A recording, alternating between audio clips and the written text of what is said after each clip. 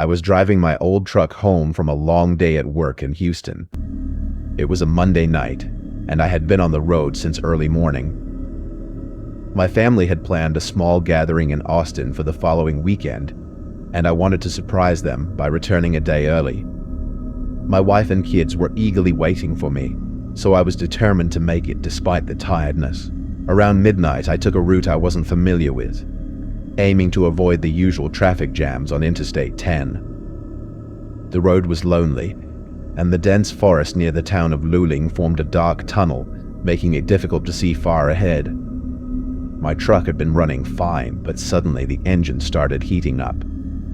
I pulled over to the side of the road near a secluded stretch just outside of town. The temperature gauge was climbing, and I realized I'd have to wait for a while before continuing.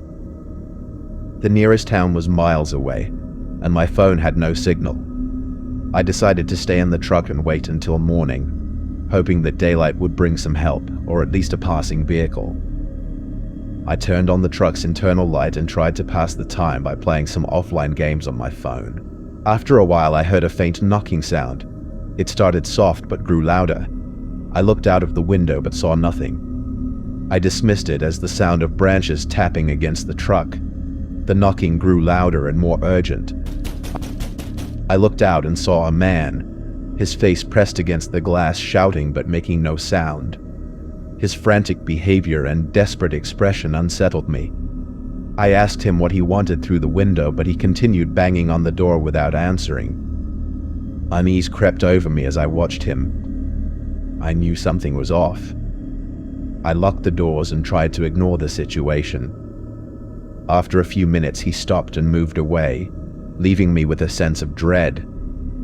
I glanced outside and saw him standing by a tree, watching me with a disturbing smile. My heart raced as I realized this was no ordinary situation. He disappeared into the darkness, and I tried to calm myself, hoping he had just left. Half an hour later, headlights appeared in the distance. I waved frantically and shouted for help.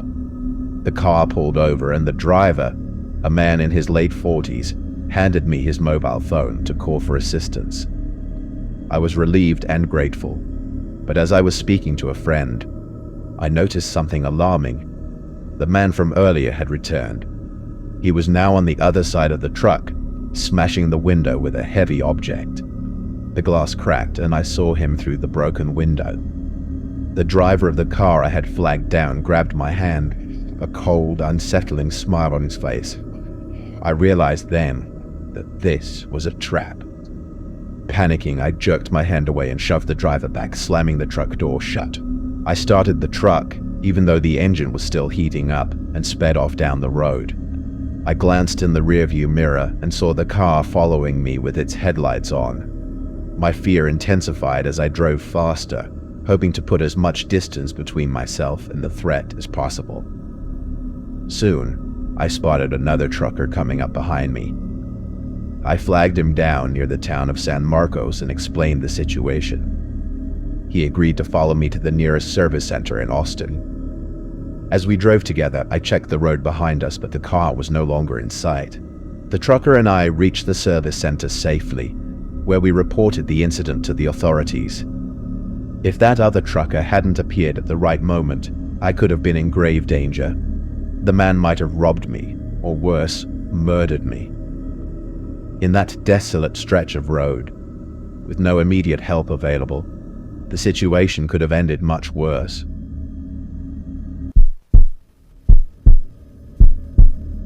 I've been a part-time delivery driver for a few years now, mainly working evenings and weekends in my hometown of Denver. Before settling here, I spent a decade in Seattle, where I took on various gigs, including driving.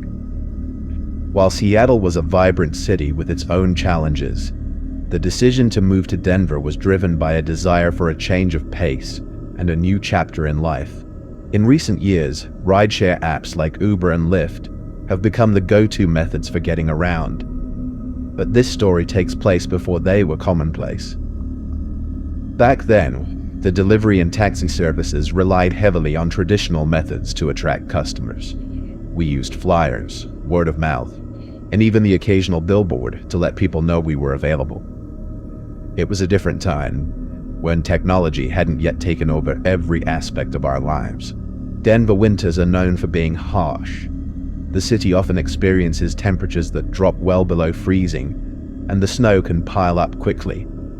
I worked for a delivery service where I used my own car, and I carried a magnetic sign to indicate my availability. The company took a cut of my earnings, but in return, I had the flexibility to work whenever I wanted. This setup felt like a luxury, allowing me to manage my own schedule and choose the hours I wanted to work. One New Year's Eve, I decided to put in extra hours. The holiday season typically brought in more business, and I wanted to make the most of it. I started my shift around noon, and things were busy right from the start. The city was alive with holiday shoppers, partygoers, and people out enjoying the festivities. By the time evening rolled around, I had been working for nearly 8 hours and was pleased with the earnings I'd accumulated. As the night wore on, the weather took a turn for the worse. Snow began to fall heavily, turning the city streets into a winter wonderland that was both beautiful and treacherous. Despite the worsening conditions, I decided to keep working. Around 10 p.m., I stopped at a coffee shop to warm up and grab a quick bite to eat. The warmth of the coffee shop was a welcome relief from the cold, and I enjoyed the brief respite before heading back out. The city was starting to quiet down, and many other drivers had called it a night. This meant there was less competition, which was a silver lining. I picked up a couple from a downtown area and took them to their home in a less frequented part of the city. They were pleasant, and I appreciated the generous tip they left. As I was about to leave the area, a man emerged from the shadows near a row of parked cars and signaled me for a ride. The snow and darkness made it difficult to see him clearly. He was wearing a dark coat and seemed to be shivering, which was understandable given the weather. I stopped, and he climbed into the car. As I drove away, I asked him where he needed to go. He hesitated for a moment before handing me a crumpled note with an address scribbled on it. The address was unfamiliar, and despite my years of driving in the city, I had never heard of the street before. "Sir, I'm having trouble finding this address," I said, trying to keep my tone calm. I didn't want to alarm him or make him feel uncomfortable. "Just pull over here," he replied sharply. His tone was curt, and I could sense something was off, but I complied and parked on the side of an empty street with no streetlights. The area was eerily quiet, and the absence of streetlights made it feel even more isolated. Suddenly, the man lunged forward, pressing a small, cold object against my neck. It was a knife, and his grip was tight. He demanded my wallet, keys, and phone. Shock and fear took over, and I fumbled to hand over my belongings. The man became more aggressive, pressing the knife harder as he yelled at me. In my panic, I must have dropped my wallet. The man, seeing my fear and confusion, grabbed it quickly. He then ordered me out of the car and ran off into the night. The aftermath of the incident was challenging. Replacing my phone, license, and bank card was a hassle, and without my car, I couldn't work. The trauma from that night stayed with me for a long time. I switched to a delivery service that provided vehicles and security measures, which made me feel safer. Even now, I find myself wary of night shifts and certain customers, especially during the holidays. The experience taught me that not everyone shares the holiday spirit, and it's important to stay vigilant, even during what should be a joyful time of year. A few years ago, I was driving from Boston to Chicago for 2 crucial job interviews, hoping to escape my dull job in Boston for something more fulfilling. My plan was to drive straight through to save money and have some quiet time to think. I set off Thursday evening, right after work, with the goal of arriving early Friday morning. The trip would be roughly 18 hours, so I packed my car with snacks, coffee, and my favorite podcasts to keep me awake.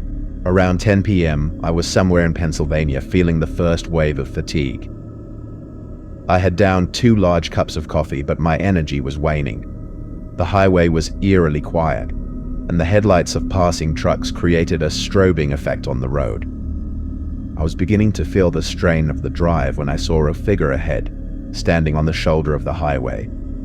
It was a woman in a formal navy blue dress, with a long skirt fluttering slightly in the breeze. She was completely still, standing under a lone streetlight. My initial thought was that she might need help, but as I approached, I could see that she wasn't moving. Her face was obscured in the dim light, but her posture was unsettling. As I drove past, I glanced back and saw her head turning slowly to follow my car's movement. A shiver ran down my spine.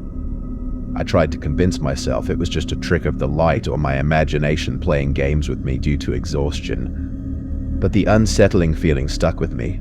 About 30 minutes later, I saw another figure, this time a man in a charcoal gray suit, standing beside the highway. He was similarly motionless, and his presence was just as unnerving. I pulled over, my nerves frayed, but by the time I got out and looked around, the man had vanished. My heart raced as I got back into the car and continued driving.